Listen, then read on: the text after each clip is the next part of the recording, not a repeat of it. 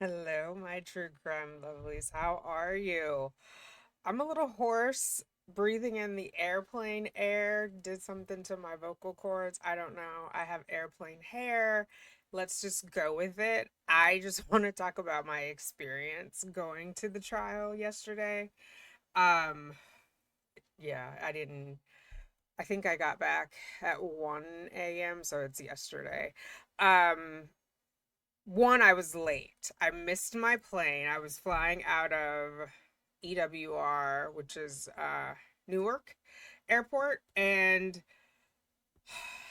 I've only flown out of that. I mean, I've only flown in. How does that go? No, I've flown out of there once on a redirect, right? Like due to weather. So I'm not familiar with that airport, and so I could not find the priority boarding. So I did regular boarding through TSA, and I was 2 minutes too late where they closed the door. Like the plane was still sitting there, but they closed the doors 15 minutes ahead of time. So I got there at 8:47 and they closed the doors at 8:45. So I had to go on the next flight. Which was interesting. The trial started late. It was meant to start at 1. In the minutes it says like 1:28. And the folks that were there told me Sarah was having technical difficulties. Like first she dialed into the wrong courtroom, into Judge Jackson's normal courtroom. She had moved it into this 7A, which I believe is bigger than what her courtroom is, because a lot of people were calling. But there weren't a lot of us there. So there was me, Hear Me Out. Larry was there. HRH Mom, I think is her YouTube handle. And two other ladies whose names I hope are in my notes. um, who were there, and then obviously Brian, his attorney, Josh Martell, and Josh's brother was there. Very young looking bailiff, court bailiff, sheriff's deputy, whatever was there. I was like, oh my God, they gave you a gun. He looks like 16 if he's a day. The judge was there, and then there were two women behind the judge. One of them, I'm guessing, is her JA, and I'm not sure who the other one was. One was standing behind her, one was seated, and she was pulling up files. Like Sarah was rambling off a bunch of exhibits that she wanted admitted into the record. And so some of them got in, some of them did not get in. Josh Martell objected to self serving hearsay because Sarah wanted to admit letters that she had written to him that he had submitted to the court. So there was a lot going on. But anyway, the irony is if I had booked the next flight out of the airport that's in New York, I would have been fine because they ended up starting late. Um, because that one got there at 1:15, which is why I picked the earlier one, because it got there at 11:50 something. Anyway, I got there eventually, and it was still going on. It was originally slated for 3 hours, so it would have gone from 1 o'clock to 4 o'clock. We ended at 5:02, I want to say, under duress. I don't know, that's not the right word. Apparently, the judge had already told Sarah they had to end at 5 because she had rambled on and on. And so then at 4:48, some woman from the jail came on and said Sarah had to get off at 4:50 in 2 minutes, and she kept talking, and the judge was like, okay, you're cutting off my time. You're cutting off our time. And she just started going through it. But we went all the way to 5:02 because Sarah wanted to admit some more exhibits. So Josh Martell, prior to the woman coming on, or maybe shortly thereafter, I think prior to, he had stood up and suggested they do written closing arguments and submit them to the court. And so the judge was like, fine. And then when she went, as we wrapped up, she was describing that the written arguments, first she said a week from today, which was Monday the 1st, but then she looked at her calendar and realized it's a holiday, like a couple minutes later, as we had talked. And so she said the 2nd. So now, a week from August 26th, they'll be due on September 2nd. And Sarah's has to be postmarked by that day. She was very clear.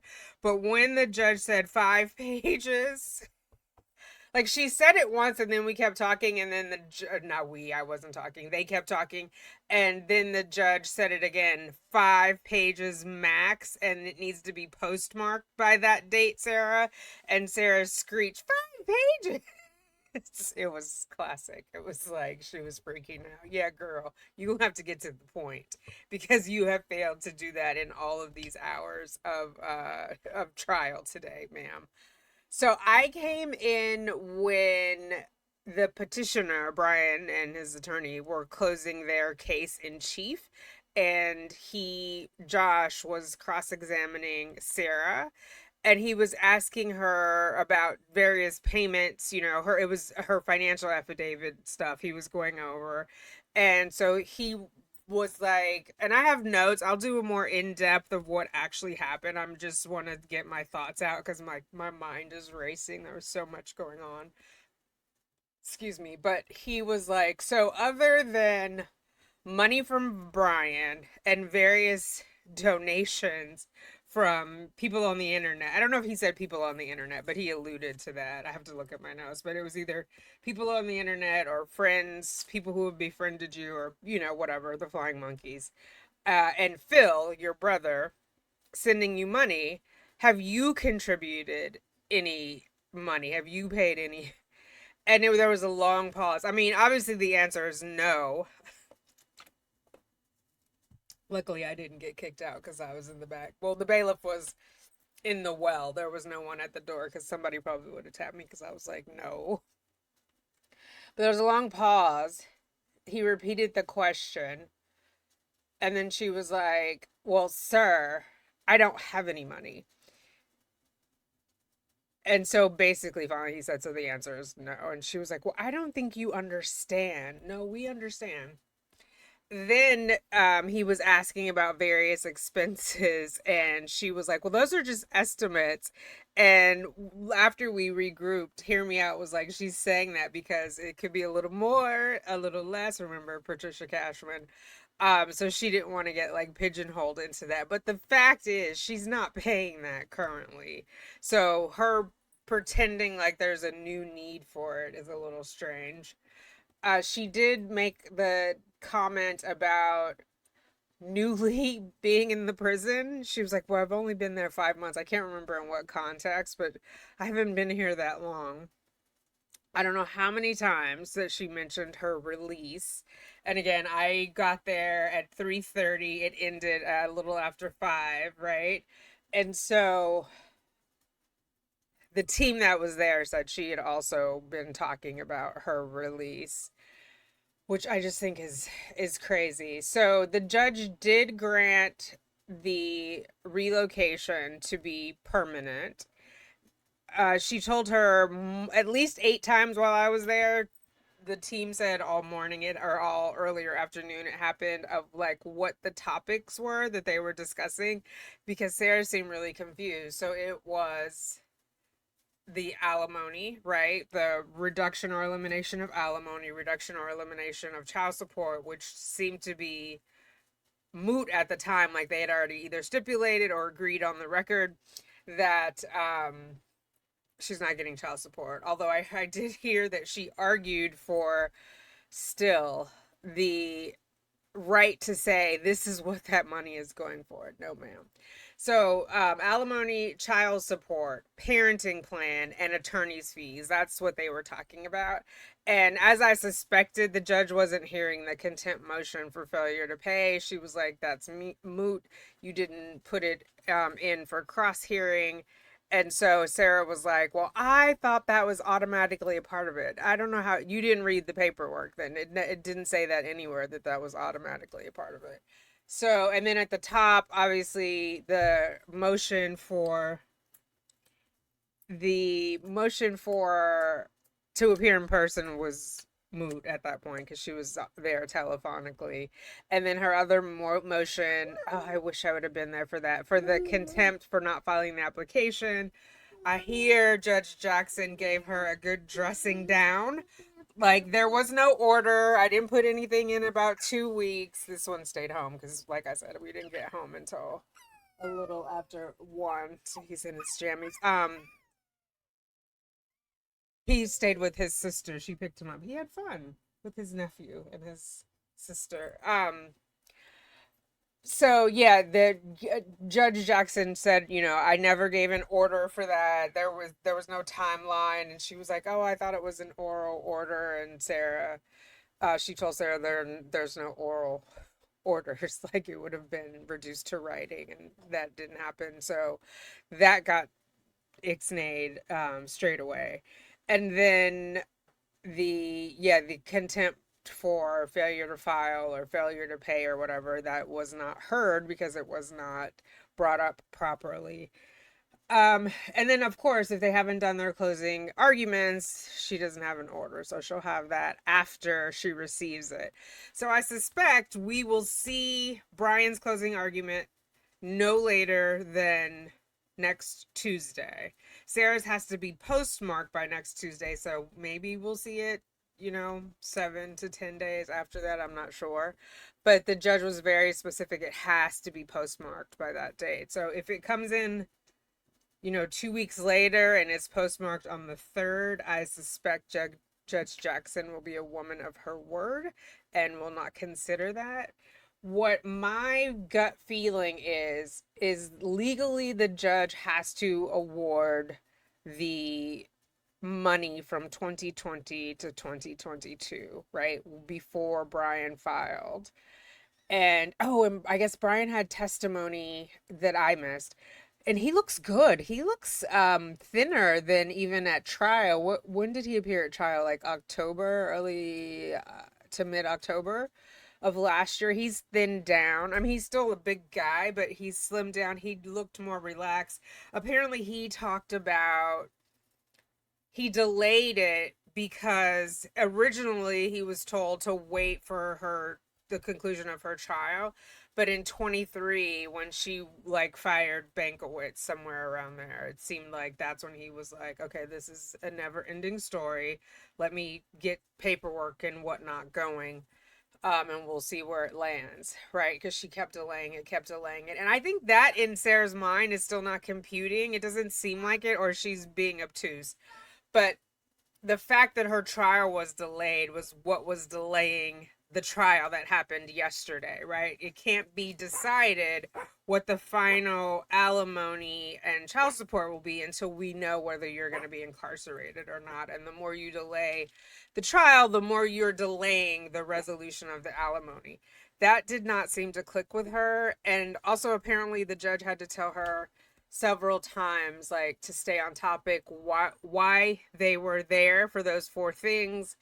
um yeah, but so anyway, the judge legally is going to have to, like, on paper say that Brian owes this money to her. However, it seems like that will be offset by attorney's fees, and possibly child support. I need to look up some case law on that because I think that I feel like, and I'm not sure if it's Florida, that's why I need to look it up, that there's some clause that sometimes child support is suspended while a person is incarcerated. So can that be attributed to her or not? But I don't know what the attorney's fees are.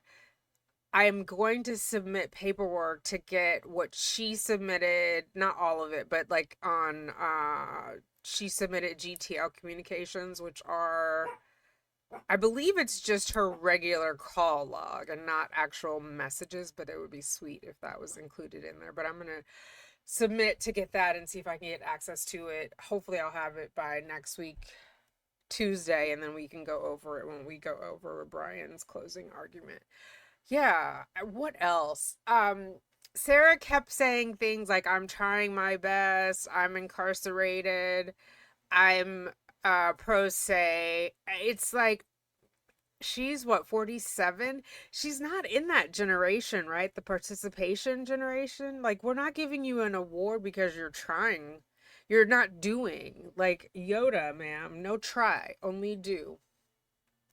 She was her voice was very high pitched. She was giving Lori Vallow to me, and it was screeching. And then she kept saying, "If I may, please forgive me. If I excuse me."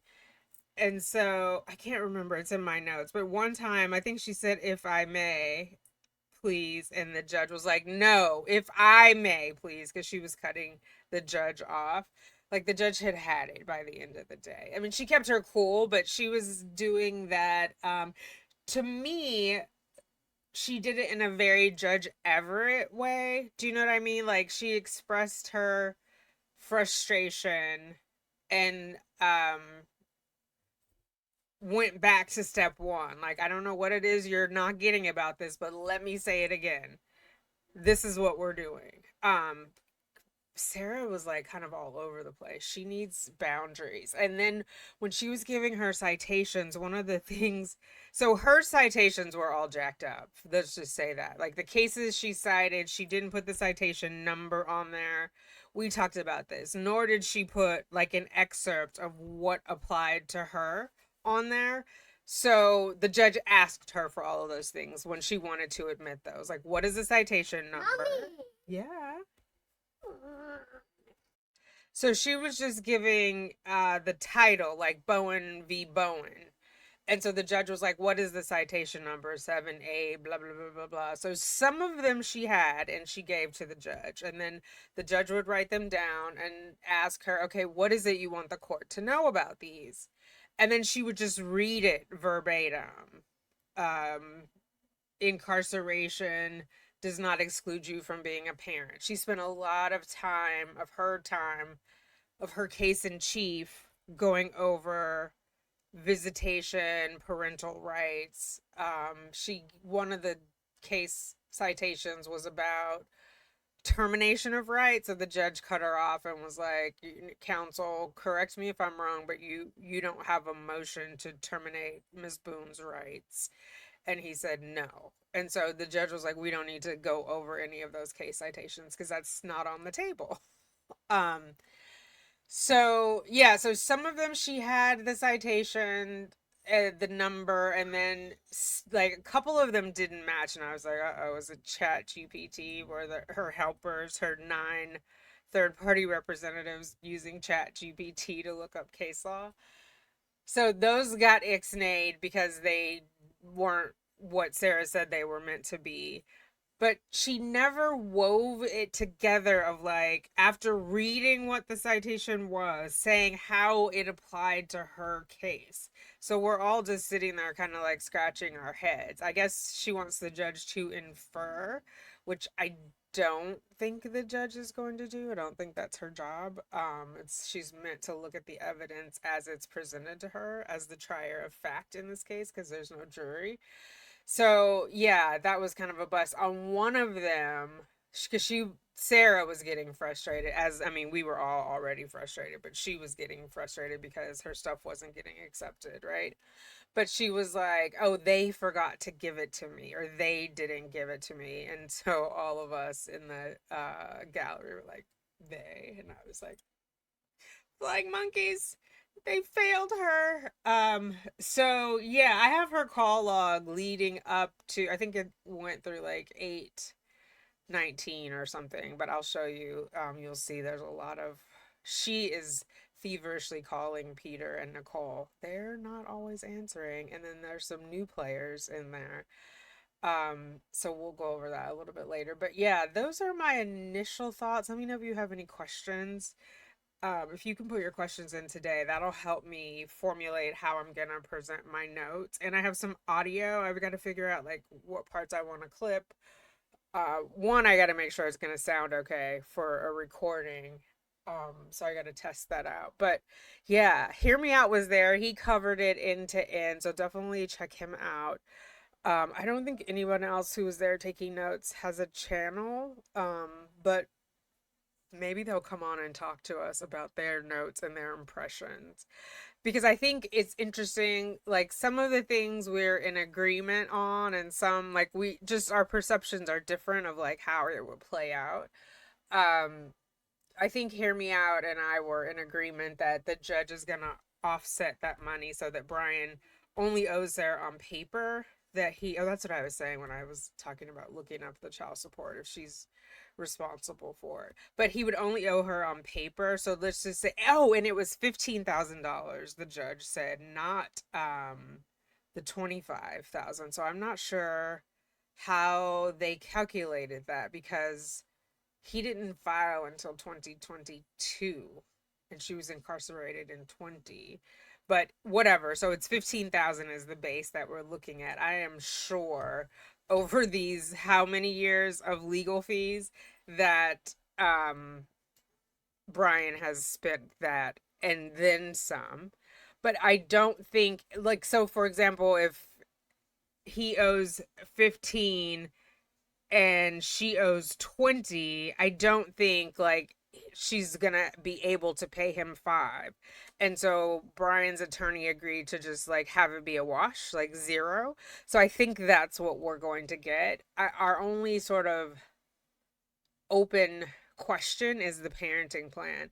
And again, in oral argument, Sarah presented no parenting plan. She just complained about what Brian had or had not done for the last 5 years. So I think, like, conceptually, court is hard for Sarah. Like, it's not a venting spot, it's not a pity, you don't have any parents or grandparents. That's not what it's for. It's not about emotion. As Judge Everett told Donna, right? They have to make decisions based on evidence and facts. And so she spent a lot of time on things that the judge can't consider. When your grandparents died has nothing to do with if Brian owes you money or not. And it seems like, and no disparagement to Brian, but it seems like he might have been a little bit of a Captain Save-A-Ho, right? Like she was in distress from the loss of her grandparents. Her dad died in her senior year, right before she turned 18. Um, and then along comes Brian and he sort of rescued her. And if we think about her pattern with him, he's been rescuing her. The one time he didn't rescue her that we know of is when he told her to call 911 because I think she wanted a different outcome, right? When he came over to help with George. Because he told her to call 911 before he ever got there and she waited. So I think she was looking for him to figure it out and he didn't. But it just seems like she still feels like Brian is somehow responsible for her and that she's not responsible and accountable for herself. But at the end of the day, if she's waiting on money from him, she's not going to get it. That was the sense that I got. Do I have a crystal ball? I don't. But just reading the room, no.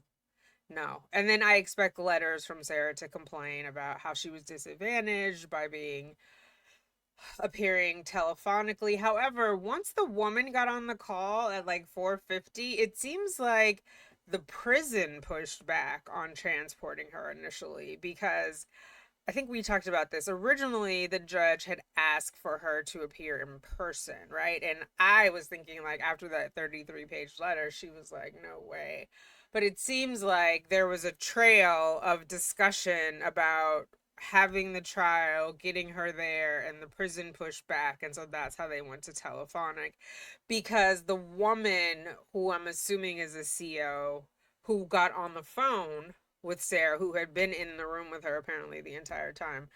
Um, the woman said, well, next time, just so you know, for a hearing, blah, blah, blah. And then the judge was like, no, we've been going round and round on this for months. And I communicated.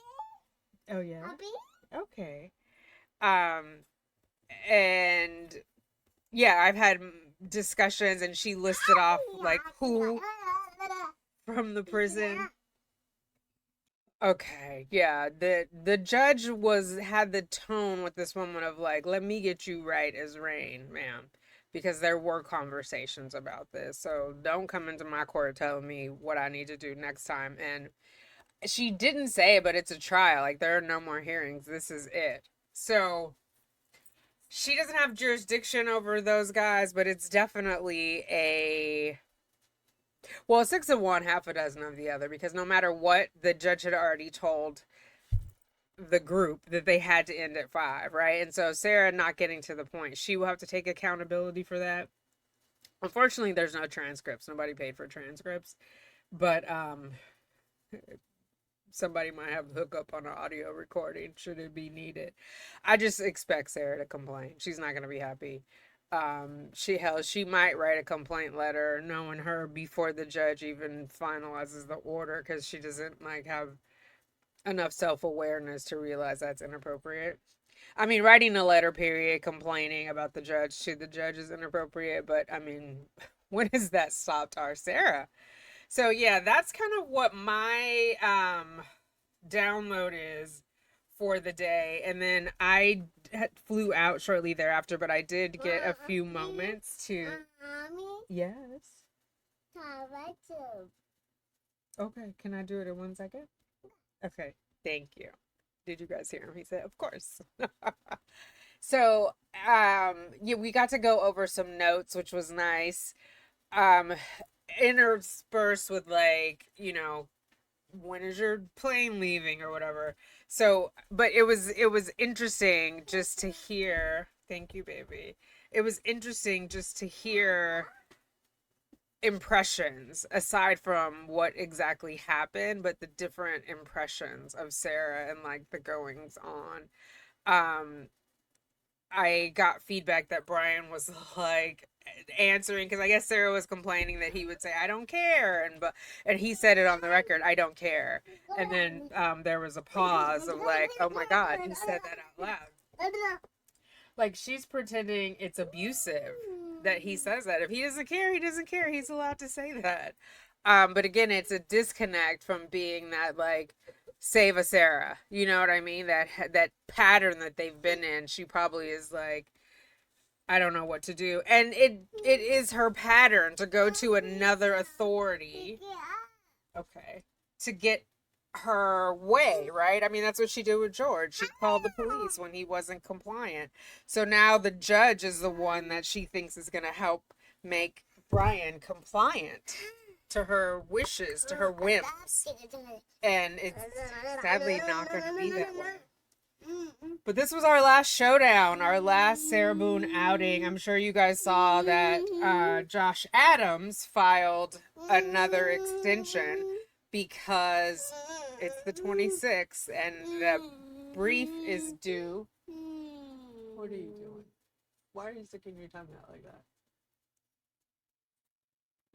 The brief is due. Well, it can't be on the first because now we know the first is Labor Day. But it was due. It'll be due next Tuesday because he filed for the extension, but they haven't granted it. And he included in there to the appellate court, 6th District DCA, that he'd asked to withdraw. So we'll see if that gets approved or not. So it's got to be approved by the appellate court for the extension. And then it's got to be approved by Kranick for the withdrawal. So we'll see how it all unfolds. Yes. Yes, please hold. Yes. So yeah, I don't have a dog in that fight about which way it goes. I We'll see. We'll see what happens. I don't know that it makes sense to keep Josh on there if his heart isn't in it. However, it's 8 months later, sir, 9 months later. Why haven't you done anything? Oh, speaking of months later, I guess Brian did comment on that too. You know how Sarah was like, 5 years I haven't seen my son. And so Brian put on the record, there were no in-person visits at Orange County. So you couldn't have. That had nothing to do with Brian. And the other thing is, like, I don't know if Sarah gets, like, this. I'm gonna wager that she doesn't. Like, that trial was to decide what visitation and everything looked like, right? That was the whole point of a parenting plan, which she never submitted the parenting plan. She just complained about what wasn't instead of what she wants it to be. And so, like, even the silly motion for contempt for not filing the visitation, of course, the judge didn't order that because we're pending a new parenting plan. And one of the points the judge made, because Sarah, again, was talking about what was and like, oh, and he hasn't been following the parenting plan. Well, I did a whole video on how she hasn't been following the parenting plan. But the judge interjected and said, wouldn't you agree? You haven't either. And then she was like, Sarah was like, well, the only one thing is I didn't have timeshare or something. But the judge explicitly said, well, this parenting plan that you're referencing was created in 2018. That was prior to anyone knowing anything about any criminal activities, right? So basically, like, girl, shit changes, shit changed, so stop talking about the old parenting plan. We're working on a new parenting plan, which is what I told you to draft and submit. She didn't say that part, I'm saying it, but she was told to create a parenting plan that she failed to do. Like, what does she want it to look like? And not like, I haven't had. So they talked about the in-person visits, and it's over an hour or an hour thereabouts for Brian to get there. So to get there an hour, whatever time they spend together, and then to get home an hour. So basically, it is a all day thing, right? It's not like he can do anything else. And the kids got extracurricular activities, they attend sporting activities. So it's not possible to go like 2 times a month, right? And the same with the phone calls. Brian testified to, according to the others, that sometimes he would be upset after talking to her. And I guess she was like, well, how do you know? And he was like, I can see him. And various little, like, she accused Brian of alienation, but she's definitely was putting a target on Brian's back because the son would say things like, I want to, I don't know, a bubble machine. I don't know what it was that he wanted. But, and then she would say, well, tell your dad. And so Brian's thing, or ask your dad, or tell your dad to buy it for you. Brian's thing was like, gifts are for birthdays, holidays, Christmas, or as a reward, but not every time a child has an idea that pops in their head of a thing that they want, does the parent go out and get it. Apparently she asked him about his alcohol. Was he purchasing alcohol? He was like, yeah. Um, Girl, you would be too if you were outside. Stop playing. I think you're still drinking some toilet wine, some Bruno, something, man, because your cognition skills are in serious decline. Like, I'm not trying to be funny. Like, something is wrong with her thinking. Like, something, it's not, she's not like firing on all 12. You know what I mean? Or all 8 or 6, however many cylinders. They're not all firing. And her manipulation tactics have worked for a long time, but I just think she had been manipulating like not particularly savvy folk. You know what I mean? People that maybe didn't have a lot of critical thinking skills honed, because she's like way, way so far from reality. Um, I don't know what else could explain it. But I think she genuinely believes what she's saying. It's just like a really extreme case of cognitive dissonance, which is frightening. I mean, she's where she belongs. There's no way she's getting out. It's like she cannot be a part of society. She would need to seek help. Like, one, if she's not drinking, she's a dry drunk. I think she still might be drinking. So that's got to get nipped in the bud. But just her like critical thinking skills are really askew. She needs some therapy.